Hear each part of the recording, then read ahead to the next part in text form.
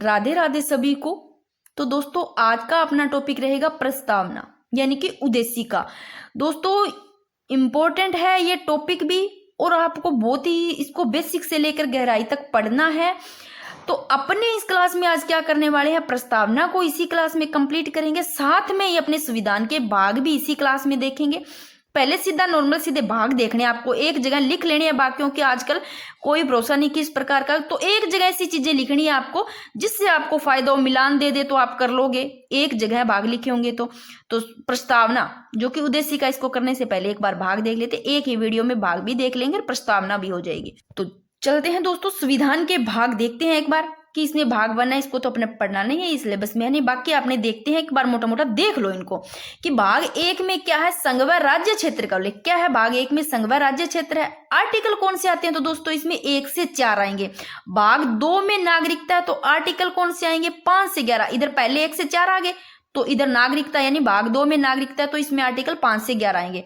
ये तीनों के तीनों इंपॉर्टेंट है, तीनों के तीनों। कैसे, भाग 3 में मौलिक अधिकार है, भाग 2 में नागरिकता, भाग 3 में मौलिक अधिकार। तो फिर आर्टिकल कौन से होंगे, मौलिक अधिकार में आर्टिकल 12 से 35, अनुच्छेद 12 से 35 होंगे। तो भाग 4 में है राज्य के नीति निर्देशक तत्व, रट लो इनको कैसे भी। आर्टिकल कौन से आएंगे, 36 से 51। कोई भी चीज दोस्तों 3-4 बार पढ़ते हो या फिर उनको अपने बार बार रिकॉल करते हैं ना, तो वो चीज भूलते नहीं है लाइफ में, तो ये आपको एक बार याद करना पड़ेगा। फिर दोस्तों अब आप मेरे को ये बताओ, आप ऐसे समझ जाओगे ना, जहां भी कैपिटल में लिखा आएगा, जैसे कैपिटल में ए लिख दिया है ना, इस प्रकार कैपिटल में लिखा आता है तो वो आप समझ जाओगे कि वो बाद में जोड़े गए हैं। अगर सीधा ए आता, जैसे अपने बी कैपिटल में लिखते हैं, सीधा बी लिखते हैं ना, तो छोटा जैसे सीधा बी लिखा यानी कि ए लिखा, तो वो तो मूल में था, है ना, समझ जाओगे। और कैपिटल में आता है तो वो बाद में जोड़ा गया। तो भाग 4 में राज्य के नीति निर्देशक तत्व, फिर आर्टिकल 36 से 51, भाग 4 ए, ये देखो बाद में जोड़ा गया, कैपिटल है। कब, 42वां संविधान संशोधन 1976, यानी कि 4 के आगे 2 लगा लेना, 42वां संविधान संशोधन 1976 द्वारा, याद रह जाएगा। इसमें फिर क्या आते हैं, इसमें आते हैं दोस्तों मौलिक कर्तव्य। फिर आर्टिकल कौन से आएंगे, इसमें 51 ए आएगा। वेरी वेरी इंपॉर्टेंट, ये क्वेश्चन बहुत इंपॉर्टेंट है। तो भाग 4 ए बाद में जोड़ा गया 42वां संविधान संशोधन 1976 द्वारा, इसमें मौलिक कर्तव्य आते हैं आर्टिकल 51 से ए, आर्टिकल 51 ए है एक ही। फिर दोस्तों ये मैंने बताया, आपको पता भी होगा कि भाग 5 पहले आता है, संघ ऊपर होती है, तो आप इस प्रकार याद रखोगे, पहले भाग 5 में संघ सरकार है, भाग 6 में राज्य सरकार है। तो भाग 5 में संघ सरकार, तो आर्टिकल कौन से आएंगे, अनुच्छेद 52 से 151। भाग 6 में राज्य सरकार, अनुच्छेद 152 से 237 आएंगे। फिर भाग 7 में क्या है दोस्तों, 7 में है बी राज्यों का प्रशासन, आर्टिकल कौन सा, इसमें 238। अब बी राज्यों का प्रशासन मतलब समझ सकते हो, आप समझ रहे हो कि हमारे संविधान में राज्यों की श्रेणियां कौन सी, 4 श्रेणियां कौन सी थी, ए बी, ए श्रेणी, बी श्रेणी, सी श्रेणी, डी श्रेणी थी ना। एक बार मैं कहीं पर इनको खाली जगह पर लिख के मैं थोड़ा सा बता देती हूँ उसको। ये लो दोस्तों, ये मैंने लिख दिया। अब देखो आप इनको कि ए श्रेणी, ए श्रेणी, बी श्रेणी, सी श्रेणी, डी, इनको समझो। ए श्रेणी में किनको रखा गया था, ए श्रेणी में यानी कि अंग्रेजों को, यानी कि जो ये ए श्रेणी में कौन से दोस्तों राज्य आते थे, ऐसे राज्य जो कि ब्रिटिश गवर्नर के क्या थे, अधीन थे, यानी कि अंग्रेजों के कह सकते हैं।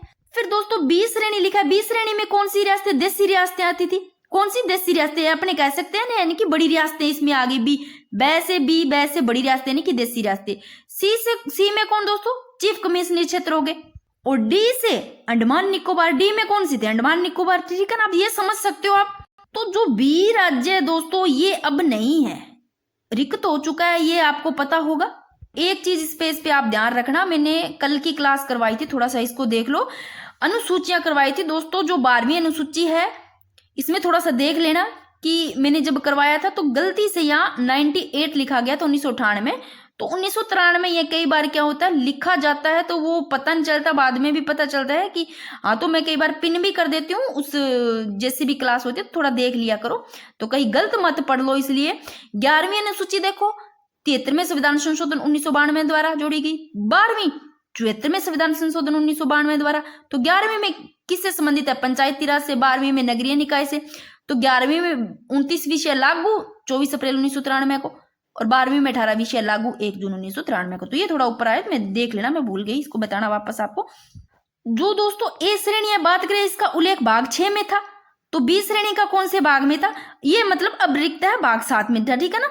और जो सी में आते हैं, सी श्रेणी में कौन से आते हैं, चीफ कमिश्नर तो क्षेत्रों में, जो कि भाग 8 में था, और डी वाले भाग 9 कि आपको थोड़ी थोड़ी चीजें पता होनी चाहिए सभी, इसलिए मैंने थोड़ा सा बताया। बाकी आप देख लो इनको, आप फटाफट एक बार भाग देख लो सभी को कि 5 में संघ सरकार, 6 में राज्य सरकार, 4 में राज्य के नीति निर्देशक, 4A बाद में जोड़ा गया कब, 42वां संविधान संशोधन 1976 द्वारा, इसमें मौलिक कर्तव्य आते हैं आर्टिकल 51A।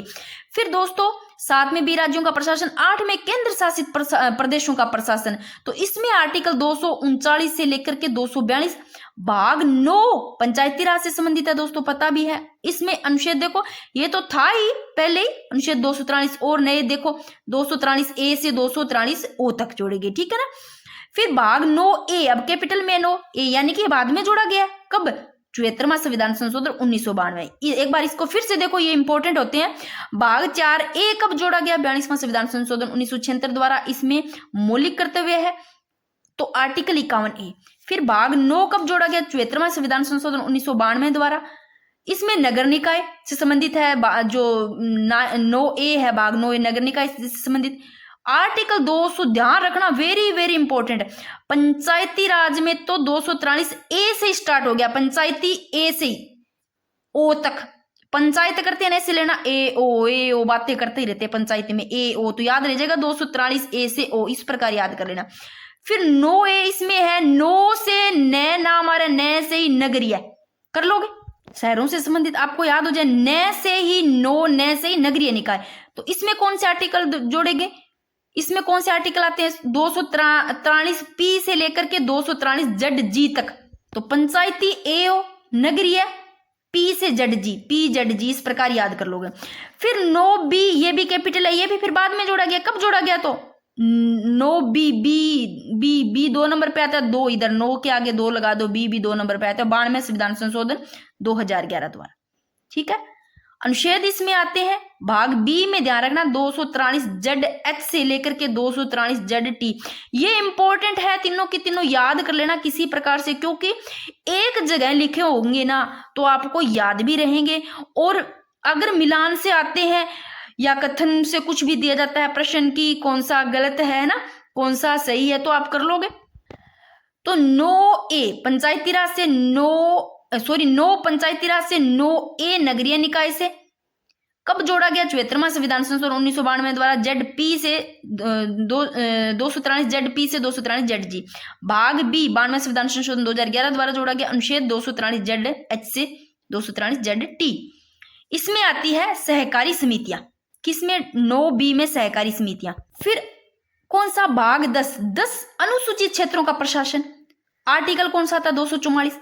फिर भाग 11 केंद्र व राज्यों में विधायी व प्रशासनिक संबंध, आर्टिकल 245 से 263 तक है। इसमें भाग 12 में केंद्र व राज्यों में वित्तीय संबंध, अनुच्छेद 264 से 300A, इनको एक बार लिख लेना आप। फिर दोस्तों भाग 13 में अंतर्राज्यीय व्यापार व वाणिज्य, 301 से 307 आते हैं, 13 इधर 13 है तो उल्टा कर दो, यानी कि 31 बीच में 0 लगा दो, 301 से याद आ जाएगा 7। भाग 14 में अखिल भारतीय सेवाएं, आर्टिकल 308 से 323। भाग 14A, ये भी देख लो, ये कैपिटल बाद में जोड़ा गया 14A, कब, 42वां संविधान संशोधन 1976 द्वारा। अब देख लो, खुद ही देख लो कितने नए जोड़े गए हैं, 4 आर्टिकल और नए जोड़े गए हैं। एक तो देखो 14A मैंने बताया, इससे पहले कौन सा बताया, 4A बताया, फिर मैंने 9A 9B 14A, यानी कि 4 नए जुड़ गए ना। लो खुद देख लो, 4A नया जुड़ा, और देख लो ये रहा 9A, ये भी बाद में जुड़ा, 9B ये भी बाद में जुड़ा, ये रहा 14A ये भी बाद में जुड़ा, यानी कि 4 जुड़ गए। मैं यहाँ लिख सकती हूँ, ये लाइन लिखूं एक बार, आपको पता चल जाएगा नए जुड़े। ये लो एक बार देख लो, नए जुड़े 4A 9A 9B 14A, इस प्रकार आप पढ़ोगे तो भूलोगे भी नहीं। फिर दोस्तों देखो, इसमें 14A कब जोड़ा गया, 42वां संविधान संशोधन 1976 द्वारा, प्रशासनिक अधिकरण से संबंधित, आर्टिकल 323A से 323B AB, ठीक है। 15 में निर्वाचन आयोग, भाग 15 किससे संबंधित है, निर्वाचन आयोग से, आर्टिकल 324 से 329, ध्यान रखना निर्वाचन आयोग में आर्टिकल 324 से 329। भाग 17 में राजभाषा, आर्टिकल 343 से 351। भाग 18 में आपातकालीन प्रावधान, 352 से 360, ये आर्टिकल भी आपको याद होगा, ये तो याद ही होना चाहिए, ये जरूर ध्यान रखना, निर्वाचन आयोग 324 से 319। फिर भाग 19 में प्रकीर्ण, 361 से 367 आर्टिकल। भाग 20 में संविधान संशोधन की प्रक्रिया, भाग 20 में है आर्टिकल 368 एक ही आता है संविधान संशोधन की प्रक्रिया में। भाग 21 में अस्थायी प्रावधान जो कि 369 से 392। भाग 22 में संक्षिप्त नाम व हिंदी में प्राधिकृत पाठ। आर्टिकल आते हैं 393 से 395। तो लास्ट तो वैसे देखो, लास्ट अपने देखे तो अंतिम तो यही हुआ ना, यानी कि अपने कह सकते हैं अंतिम अनुच्छेद यही है, बट अनुच्छेदों की संख्या बढ़ाकर 460 से ऊपर हो गई। कैसे 460 से भी ऊपर है? देखो ये 4 तो ये नए जोड़ दिए गए, 4A 9A 9B 14A, इनको देखें। और दोस्तों मैं बताती हूं कि जब आप इनको देखोगे, यानी कि इसमें देखो भाग 9 में पंचायती राज से संबंधित जो कि 243A से लेकर के 243O, इस प्रकार आप देखोगे ना तो आपको कितने देखोगे यहाँ पे 460 से भी ज्यादा। जैसे कि 9A में देखो 343B से 343 ZG हो गया। भाग 9B में कितने आ जाते हैं, ये देखो ZS से भी 243 ZT तक। तो इस प्रकार आप देख सकते हो कि इतने हो गए। बट भाग 22 यहाँ पर आर्टिकल की बात करें तो अंतिम इनमें आर्टिकल कह सकते हैं, अंतिम तो यही रहेगा जो लिखा होता है ना। अब करते हैं दोस्तों प्रस्तावना। एक बार भाग देख लिए, अब इनको बहुत ही अच्छे से पढ़ेंगे प्रस्तावना को। सबसे पहले दोस्तों बात करते हैं, आप लोगों ने अगर प्रस्तावना पढ़ी है या आपके पास है, या फिर आप गूगल से प्रस्तावना जो उद्देशिका उसको सर्च कर लेना, उसकी फोटोकॉपी निकाल करके चाहे अपने नोट्स में लिख लेना। प्रस्तावना जरूर पढ़ना, क्योंकि मैंने यहाँ पर पूरी प्रस्तावना को नहीं लिखा है, मेरे को भी टाइम लगता, आपके लिए जब मैं नोट्स बनाती हूँ इतना टाइम नहीं होता है। एक बार आप खुद प्रस्तावना को इस बुक में देखो, बुक में देख लो, इंग्लिश में भी देख लो और हिंदी में भी देख लो, क्या लिख रखा है खुद देख लो, एक बार पढ़ लो। हम भारत के लोग हैं, भारत को एक संपूर्ण प्रभुत्व संपन्न समाजवादी पंथ निरपेक्ष लोकतंत्रात्मक गणराज्य बनाने के लिए तथा उसके समस्त नागरिकों को सामाजिक आर्थिक और राजनीतिक न्याय, विचार, अभिव्यक्ति, विश्वास, धर्म और उपासना की स्वतंत्रता, प्रतिष्ठा और अवसर की समता प्राप्त कराने के लिए तथा उन सब में व्यक्ति की गरिमा और राष्ट्र की एकता और अखंडता सुनिश्चित करने वाली बंधुता बढ़ाने के लिए दृढ़ संकल्प होकर अपनी संविधान सभा में आज तारीख ध्यान रखना। 26 नवंबर पूछा जा सकता है संविधान सभा, इसमें जो है तारीख कौन सी लिखी हुई है कि प्रस्तावना है, इसमें डेट जो लिखी हुई है 26 नवंबर 1949, ये पूछा जा सकता है आपको। तिथि ध्यान रखना, मिति मार्गशीर शुक्ल सप्तमी संवत 2006 विक्रमी, यानी कि 2006 ये वर्ष, मिति यानी कि तिथि। तो आप ये प्रस्तावना जरूर देखना, इसमें देख लो, इसको संविधान को अंगीकृत, अधिनियमित और आत्मार्पित करते हैं। तो अभी इनके बारे में एक एक प्रश्न देखेंगे, मैंने लिखे हैं किस प्रकार बन सकते हैं, इंग्लिश में भी आप देख लेना। एक दोस्तों इसी प्रस्तावना से क्वेश्चन बना हुआ है कि प्रस्तावना में भारत शब्द का कितनी बार प्रयोग किया, खुद देखो भारत शब्द का कितनी बार प्रयोग किया हुआ है। देखो एक तो भारत के लोग, यहाँ पर भारत है एक, फिर भारत को 2 बार बना हुआ है भारत शब्द। ये प्रश्न बना हुआ है कि प्रस्तावना में, यहां से ही आपको परिचय सारा मिल जाता है। प्रस्तावना को अच्छे से पढ़ लेते हो तो यहां से ही प्रश्न बन जाते हैं, प्रस्तावना को अच्छे से देखना है। ये प्रश्न बना हुआ है कि इस प्रस्तावना जो उद्देशिका है इसमें भारत शब्द कितनी बार लिखा हुआ है, तो भारत के यहाँ पर भारत 1 बार, फिर भारत को यानी कि 2 बार। अब चलते हैं उस पे, ये फिर बाद में देखेंगे अपने जो विवाद है, क्योंकि यहाँ से क्वेश्चन बनते हैं। वेरी वेरी इंपॉर्टेंट, ये पेज इतना इंपॉर्टेंट है दोस्तों, यहाँ से सीधे के सीधे क्वेश्चन बनते हैं, बने हुए, इनको देखेंगे अपने, समझेंगे बिल्कुल ही आसान भाषा में। कि इसमें जो एक बेरुवाड़ी वाद 1960 वेरी वेरी इंपॉर्टेंट, और एक जो केशवानंद भारती बनाम केरल राज्य, ये इंपॉर्टेंट, दोनों तो इतने इंपॉर्टेंट है, दोनों को किसी प्रकार आपको देखना है, इनको याद करना है। अब लो भाई चले हैं, आप लोगों ने अभी प्रस्तावना देखी दोस्तों, देखी ना।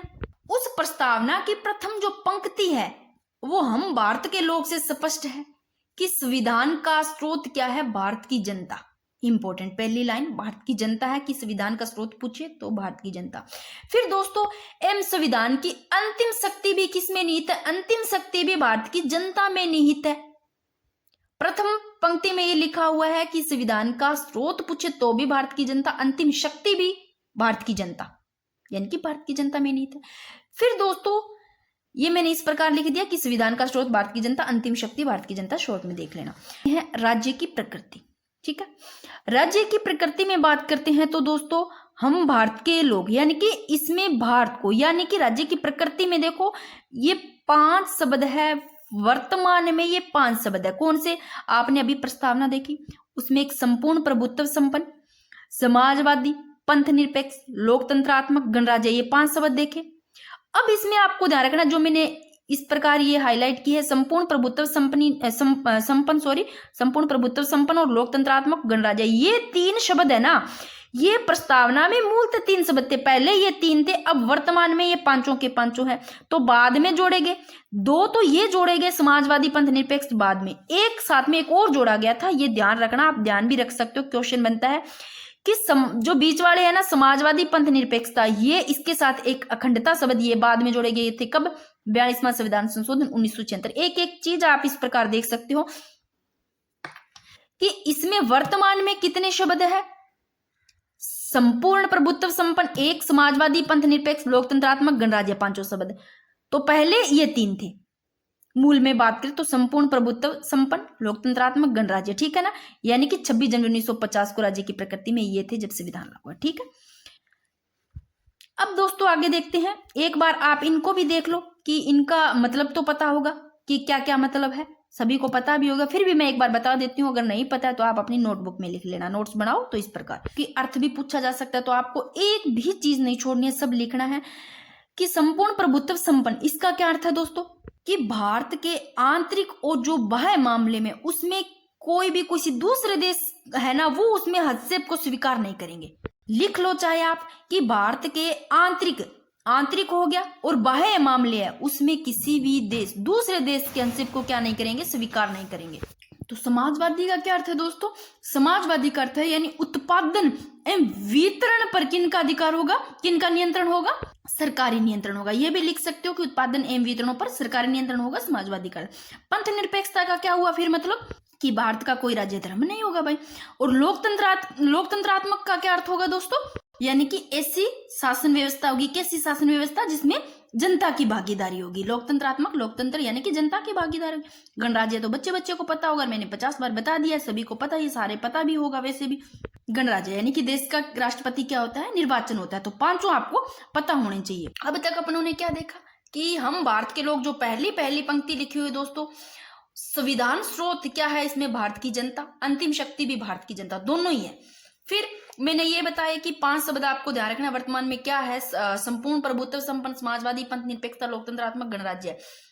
तो प्रस्तावना में मूल यानी कि पहले मूल कितने थे जब संविधान लागू हुआ, 26 जनवरी 1950 को, राज्य की प्रकृति में ये 3 शब्द थे, गणराज्य, लोकतंत्र, संपूर्ण प्रभुत्व संपन्न, ये तीनों लिख दिए। और जो 42वें संविधान संशोधन 1976 द्वारा जोड़े गए 2, तो ये समाजवादी पंथ निरपेक्षता, एक अखंडता जोड़ा गया। अब नहीं भूलोगे। अब शासन के उद्देश्य कि नागरिकों को क्या क्या मिलेगा, न्याय मिलेगी, स्वतंत्रता, समता। न्याय कितने प्रकार की, 3 प्रकार की मिलेगी। नागरिकों को न्याय कितने प्रकार की, 3 प्रकार की मिलेगी। कौन सी, सामाजिक, आर्थिक, राजनीतिक न्याय, यानी कि 3 न्याय, सामाजिक, आर्थिक, राजनीतिक न्याय 3 प्रकार की। स्वतंत्रता, किस प्रकार की स्वतंत्रता मिलेगी, विचार करने की स्वतंत्रता, अभिव्यक्ति की, विश्वास की, धर्म की, उपासना की, ये सब पता होगा आपको। समता 2 प्रकार की, कौन सी, प्रतिष्ठा और अवसर की समता। इंपॉर्टेंट है दोस्तों, आते हैं क्वेश्चन। तो दोस्तों शासन के उद्देश्य में नागरिकों को मिलेगा न्याय 3 प्रकार के मैंने बता दिए। तो इसमें उल्लेख पूछे तो अनुच्छेद 38 में भी है, जो कि भाग 4 में। स्वतंत्रता की बात करें तो आर्टिकल जो 19 है इसमें भी उल्लेख है इसका, और जो समता की बात करें तो आर्टिकल 16 इसमें भी इसका उल्लेख है, ये थोड़ा देख लेना। अब दोस्तों ये मैंने बताई थी जब आपको प्रस्तावना पढ़ाई, उसी में सब कुछ आ जाता है। उसमें क्या लिखा हुआ था, एक डेट लिखी थी, प्रस्तावना मैंने अभी बुक में करवाई थी, दिखाई थी, वो एनसीईआरटी की बुक से है, जिसमें एनसीईआरटी का सारा 6ठी से लेकर के 12वीं तक। तो उसमें लिखा हुआ है संविधान के अंगीकृत होने की दिनांक पूछ ले तो कौन सी है, 26 नवंबर 1949, मिति मार्गशीर्ष शुक्ल सप्तमी विक्रम संवत 2006 लिखा हुआ था। अब ये इसमें 3 शब्द भी है प्रस्तावना में, कौन कौन से, ये लो खुद देख लो। बुक ले लेते हैं दोस्तों और पढ़ने में मजा भी नहीं आता है क्योंकि बोरिंग लगती है, सही बात है ना, बट कई बार अपने अच्छे से पढ़ते हैं तो मजा भी आता है। ये रहा, इसमें खुद देख लो, ये रहे 3 शब्द लिखे हुए हैं, संविधान को अंगीकृत, अधिनियमित और आत्मार्पित, अंगीकृत, अधिनियमित और आत्मार्पित, ठीक है। ये रही डेट, संविधान सभा में कौन सी तारीख लिखी हुई है, ये रही 26 नवंबर 1949 को, मिति मार्गशीर्ष शुक्ल सप्तमी 2006 विक्रमी। ये चीज मैंने यहां पर लिखी है छांट करके, खुद देख लो। तो प्रस्तावना में संविधान के अंगीकृत होने की दिनांक पूछे तो 26 नवंबर 1949 रट लो, फिर देखो इसमें 3 शब्द लिखे हुए। अंगीकृत, अंगीकृत का क्या अर्थ है? स्वीकार करना। अधिनियमित यानी कि लागू करना।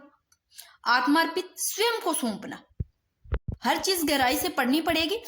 प्रस्तावना पर प्रभाव देखो किसका है दोस्तों, ये पढ़ो इनको अच्छे से। प्रस्तावना पर 4 देशों का प्रभाव है। कौन कौन से? देखो, जो प्रथम पंक्ति है ना दोस्तों, वो अमेरिका से ली गई। प्रथम पंक्ति अमेरिका से, ए सबसे पहले आता है। वैसे ऑस्ट्रेलिया में भी ए है, पर आपको कैसे भी याद करना है, अमेरिका। फिर प्रस्तावना की भाषा शैली कहां से ली गई? भाषा शैली ऑस्ट्रेलिया। ठीक है, ये 3 शब्द देखो, स्वतंत्रता, समता, बंधुता, ये कहां से लिए गए? फ्रांस से। आप कैसे याद करोगे? इनको याद करने का तरीका देखो, फ्रांस से ली गए। फ्रांस। अगर हमें स्वतंत्रता ना मिली, समता, बंधुता, इस प्रकार को स्वतंत्रता नहीं मिली तो हम फांसी ले लेंगे। फांसी से फ्रांस, इस प्रकार याद कर लोगे आप। तो प्रस्तावना पर प्रभाव देख लो, अमेरिका, ऑस्ट्रेलिया, फ्रांस और सोवियत संघ रूस, यानी कि सोवियत संघ जो रूस है, इन 4 देशों का प्रभाव। प्रथम पंक्ति अमेरिका से लेगी। प्रस्तावना की भाषा से ली ऑस्ट्रेलिया से। स्वतंत्रता, समता, बंधुता फ्रांस से। फिर 3 शब्द और लिखे हैं न्याय के। देखो, सामाजिक, आर्थिक, राजनीतिक न्याय। सामाजिक, आर्थिक, राजनीतिक न्याय सोवियत संघ रूस से। ठीक है, अब आपको प्रस्तावना से ये कथन है ये याद करने हैं दोस्तों। इनको किसी प्रकार आप याद करो। नानी पालकीवाला, नानी पालकीवाला ने क्या कहा कि प्रस्तावना संविधान का परिचय पत्र है। इन्होंने प्रस्तावना संविधान का परिचय पत्र बता दिया कि अगर उसको पढ़ोगे तो उसमें ही सब कुछ आ जाता है, परिचय पत्र, कोई चीज देखने की जरूरत नहीं। फिर जो अर्नेस्ट बार्कर है दोस्तों, इन्होंने कहा कि प्रस्तावना संविधान की कुंजी है।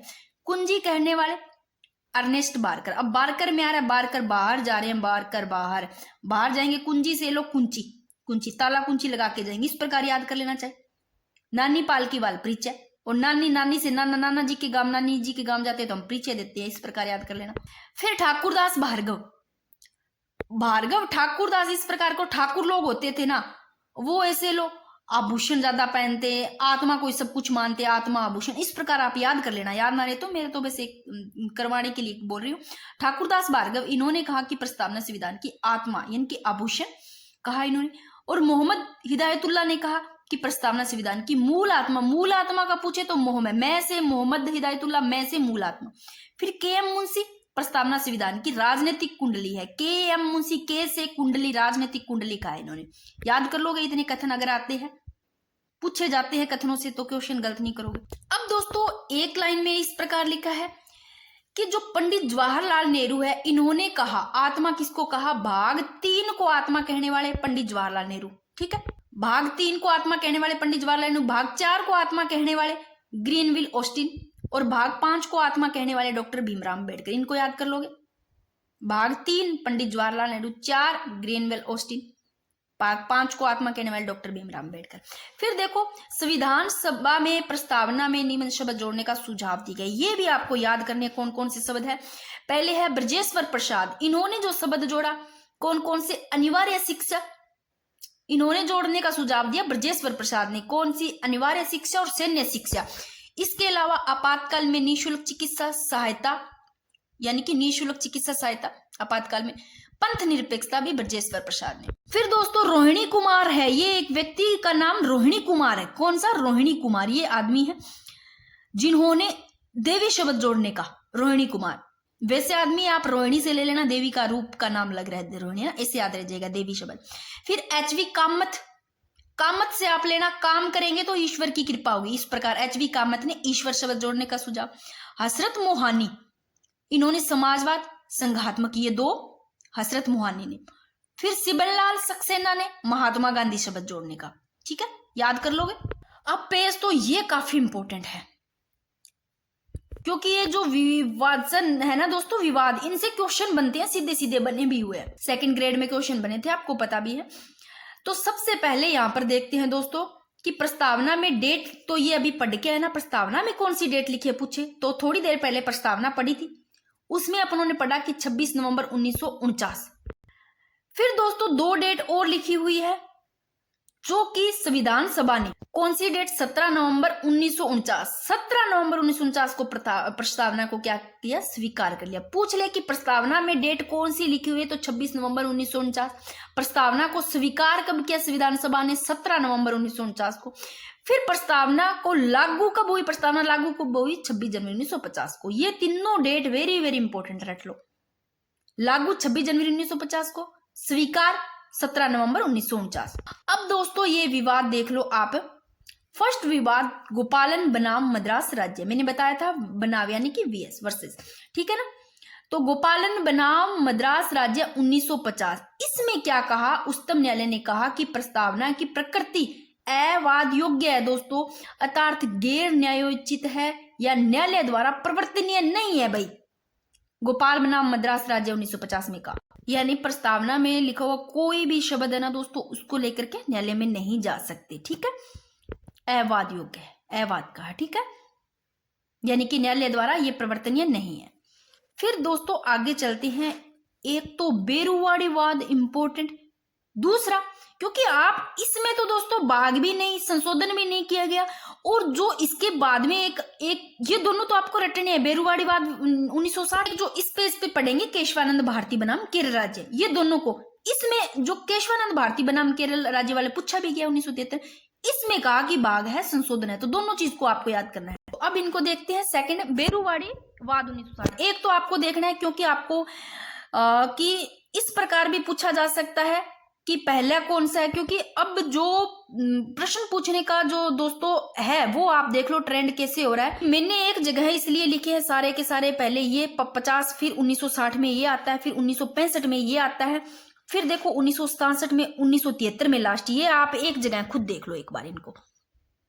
गोपालन 50, क्योंकि अगर आपको इस प्रकार आ जाए कि इनको क्रम में सही जमाना हो तो कैसे कर लोगे सही, अगर इनकी डेट याद करोगे, तो इसलिए मैंने इस प्रकार एक जगह लिखे। लास्ट में आप सीधा एक एक इनका पूरा डिटेल न लिख करके एक जगह लिख लेना ताकि आपको याद हो जाए। मैंने इस प्रकार नहीं लिखा है, फिर भी एक जगह लिख दिए सारे। तो गोपालन बनाम मद्रास राज्य 1950, ठीक है। बेरुवाड़ी वाद 1960 कि प्रस्तावना संविधान, इसमें कहा कि प्रस्तावना संविधान का भाग नहीं है, बेरुवाड़ी में नहीं है, ना ही इसमें संशोधन, भाई भाग ही कौन, संशोधन ही को नहीं करो जा सके बेरुवाड़ी में का। लेकिन किसी भी अनुच्छेद की भाषा यदि संदिग्ध लगे तो प्रस्तावना की सहायता ली जा सकती है। भाग नहीं का, इसमें संशोधन भी नहीं किया जा सकता, बट अगर किसी भी अनुच्छेद में अगर भाषा या मान लो कोई संदिग्ध लगती है तो प्रस्तावना की सहायता ली जा सकती है, ये कहा बेरुवाड़ी वाद 1960 में सुप्रीम कोर्ट ने। फिर आता है इसके बाद में सज्जन सिंह बनाम राजस्थान राज्य 1965, इसमें प्रस्तावना संविधान सभा के सदस्यों के मस्तिष्क की उपज है, ये कहा सज्जन सिंह में मस्तिष्क की उपज, याद रख लेना। फिर आता है गोलकनाथ बनाम पंजाब राज्य 1967, कौन सा, गोलकनाथ बनाम पंजाब राज्य 1967, प्रस्तावना संविधान सभा के कार्यों का निचोड़ है। गोलकनाथ बनाम पंजाब राज्य 1967 में कहा संविधान सभा किसका, कार्यों का निचोड़। फिर आता है, ये इंपॉर्टेंट है, देखो बेरुवाड़ी में कहा भाग नहीं है प्रस्तावना संविधान का, ना इसमें संशोधन किया जा सकता है, पर इसलिए की सहायता क्यों ली जा सकती है प्रस्तावना की सहायता, क्योंकि अगर लगे भी कोई भी अनुच्छेद उसमें भाषा में संदिग्ध लगे तो, ठीक है। फिर जो केशवानंद भारती बनाम केरल राज्य 1973 दोस्तों, इसमें उच्चतम न्यायालय ने कहा कि प्रस्तावना संविधान का भाग है। इस वाले में कहा केशवानंद भारती बनाम केरल राज्य में कि क्या कहा कि संविधान की प्रस्तावना संविधान का क्या है, भाग है, और इसमें संशोधन भी किया जा सकता है। इसमें कहा भाग भी नहीं है, संशोधन भी नहीं किया जा सकता, बट कौन से में पूछा जाए कि कौन सा है जिसमें कि इस प्रस्तावना संविधान का भाग संशोधन किया जा सकता है, तो ये है केशवानंद भारती बनाम केरल राज्य 1973। बट एक लाइन लिखिए, क्या लिखिए, लेकिन संविधान का मूल ढांचा प्रभावित न हो, मूल ढांचा प्रभावित नहीं होना चाहिए। अगर आपको पूछे एक प्रश्न कि अब तक प्रस्तावना में संशोधन कितनी बार किया जा चुका है, तो एक बार, 42वें संविधान संशोधन 1976, ठीक है, ये लाइन लिख लेना चाहिए। अब तक प्रस्तावना में संशोधन एक बार। तो देख लो केशवानंद भारती बनाम केरल राज्य 1973, इसमें सुप्रीम कोर्ट ने कहा कि प्रस्तावना संविधान का भाग है और इसमें संशोधन भी किया जा सकता है, बट संविधान का मूल ढांचा प्रभावित नहीं होना चाहिए, मूल ढांचे में प्रभावित नहीं होना चाहिए, ठीक है ना, जब संविधान लागू हुआ, ठीक है। तो ये समझ में आ गया होगा अच्छे से आपको। ये रहा, ये मैंने वापस लिखा है इसको, वहां समझ नहीं आया लास्ट में तो केशवानंद भारती बनाम केरला 1973, इसमें कहा भाग भी है, संशोधन भी किया जा सकता है, बट इसमें बट इसमें लेकिन संविधान का मूल ढांचा क्या नहीं होना चाहिए, प्रभावित नहीं होना चाहिए। फिर एक लाइन मैंने यहाँ लिखी है कि 42वां संविधान संशोधन 1976 द्वारा प्रस्तावना में संशोधन किया गया। कब किया गया प्रस्तावना में संशोधन? एक ही बार किया गया अब तक प्रस्तावना में संशोधन, एक बार। एम 3 शाब्दिक शब्द भी जोड़े गए प्रस्तावना में संशोधन। तो 42वां संविधान संशोधन 1976 द्वारा कौन से 3 शब्द जोड़े गए? समाजवाद, पंथ निरपेक्षता, अखंडता। मैंने पहले कहा था ना, एक लाइन लिखी थी कि बाद में जोड़े गए शब्द कौन से थे? दो तो जो प्रस्तावना में थे अपने देखे, समाजवाद, पंथ निरपेक्षता, एक अखंडता को भी जोड़े गए 42वां संविधान संशोधन 1976। सबसे पहले लाइन मैंने ये करवाई थी। फिर आप एक ये देख लो, LIC ऑफ इंडिया बनाम भारत संघ 1995 प्रस्तावना कार्यपालिका व विधायिका की शक्ति का स्रोत है। अब मैं फटाफट रिवीजन करवा देती हूँ क्योंकि कई कमेंट आते हैं कि लास्ट में एक बार हमें रिवीजन करवा दिया करो। देखो, प्रस्तावना की प्रथम पंक्ति पूछे, मैं सीधा बता रही हूँ कि हम भारत के लोग, पहली पंक्ति है ना, उसमें संविधान का स्रोत पूछे तो भारत की जनता, अंतिम शक्ति भी भारत की जनता। अब दोस्तों इसमें राज्य की प्रकृति यानी कि हम भारत के लोग, इसमें भारत को इसमें बात करते हैं। वर्तमान में जो ये 5 शब्द है कौन से? संपूर्ण प्रभुत्व संपन्न, समाजवादी, पंथ निरपेक्षता, लोकतंत्रात्मक गणराज्य। जो मैंने हाईलाइट किया, संपूर्ण प्रभुत्व संपन्न बड़े वाला, फिर लोकतंत्रात्मक गणराज्य, ये तीनों क्या थे? ये मूल में, यानी कि जब संविधान लागू हुआ यानी कि 26 जनवरी 1950 को राज्य की प्रकृति में ये 3 शब्द थे। मूलतः में पूछे तो 3 शब्द थे। फिर दोस्तों ये 2 बाद में जोड़े गए, इसके साथ में एक और जोड़ा गया, अखंडता। मैं बताया था ना, अभी अपने करके आए चर्चा, तो ये रे मैंने तीनों यहाँ पर लिखे, ये रे समाजवादी, पंथ निरपेक्षता, अखंडता बाद में जोड़े गए। कब? कौन से संशोधन द्वारा? 42वां संविधान संशोधन 1976 द्वारा। फिर दोस्तों मैंने कहा कि शासन के उद्देश्य, नागरिकों को क्या क्या मिलेगी? न्याय मिलेगी, स्वतंत्रता, समता। न्याय 3 प्रकार की मिलेगी, स्वतंत्रता 5, ठीक है, समता 2 प्रकार की, 2 प्रकार की समता, प्रतिष्ठा, अवसर की। न्याय सामाजिक, आर्थिक, राजनीतिक। स्वतंत्रता विचार, अभिव्यक्ति, विश्वास, धर्म, उपासना की, ठीक है। फिर मैंने कहा कि प्रस्तावना में संविधान के अंगीकृत होने की डेट कौन सी थी? 26 नवंबर 1949 और मिति मार्गशीर्ष शुक्ल सप्तमी विक्रम संवत 2006 लिखा हुआ था ना, अभी ने पढ़ा था ना। फिर और 3 शब्द भी लिखे हुए थे उसी प्रस्तावना में, क्या?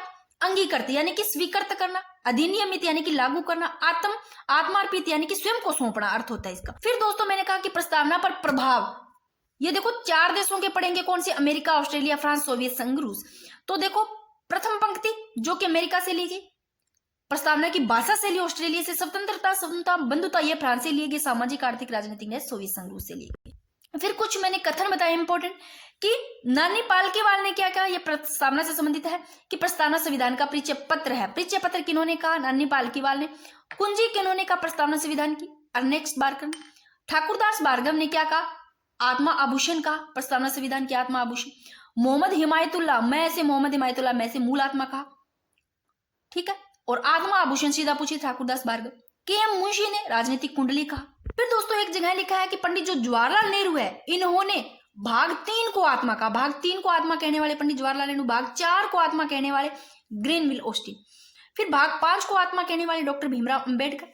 फिर देखो संविधान सभा में प्रस्तावना में ये शब्द जोड़ने का, जो नीचे लिखे ये शब्द जोड़ने का सुझाव दिया गया।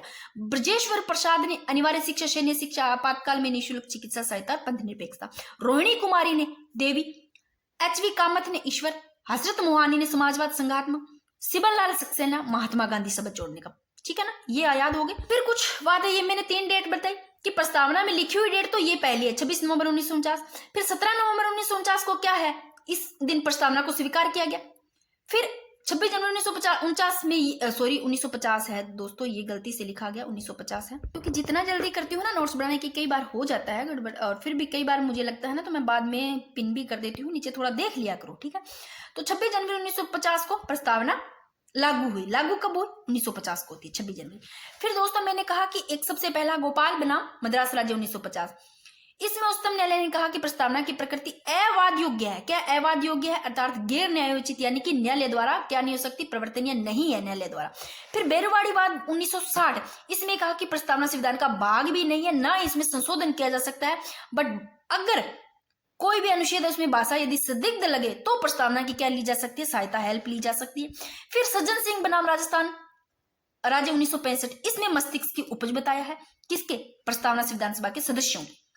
सॉरी गोलकनाथ बनाम पंजाब राज्य 1967, इसमें जो प्रस्तावना संविधान सभा का के कार्यों का निचोड़ है, ठीक है, इन्होंने कहा। फिर केशवानंद भारती बनाम केरल 1973, इसमें क्या कहा उच्चतम न्यायालय ने कहा कि इसमें कहा, ये इंपॉर्टेंट है कि इसमें प्रस्तावना संविधान का भाग भी है, संशोधन भी किया जा सकता है, लेकिन एक चीज ध्यान रखना कि संविधान का मूल ढांचा प्रभावित नहीं होना चाहिए। जब संविधान लागू हुआ, वो जो मूल ढांचा है वो प्रभावित नहीं होना चाहिए भाई। और एक शब्द लिखा, कौन सा, ये 3 शब्द कब जोड़े गए, समाजवाद, पंथ निरपेक्षता, अखंडता, बयालीस संविधान संशोधन 1976 द्वारा, और इसी दिन प्रस्तावना में क्या किया गया, संशोधन किया गया। ठीक है, और ये मैंने बता ही दिया। एक थोड़ा सा आईएएस ऑफ इंडिया बनाम भारत संघ 1995 में देख लो, इसमें प्रस्तावना कार्यपालिका विधायिका की शक्ति के स्रोत है। कौन से में, आईसी ऑफ इंडिया बनाम भारत संघ 1995।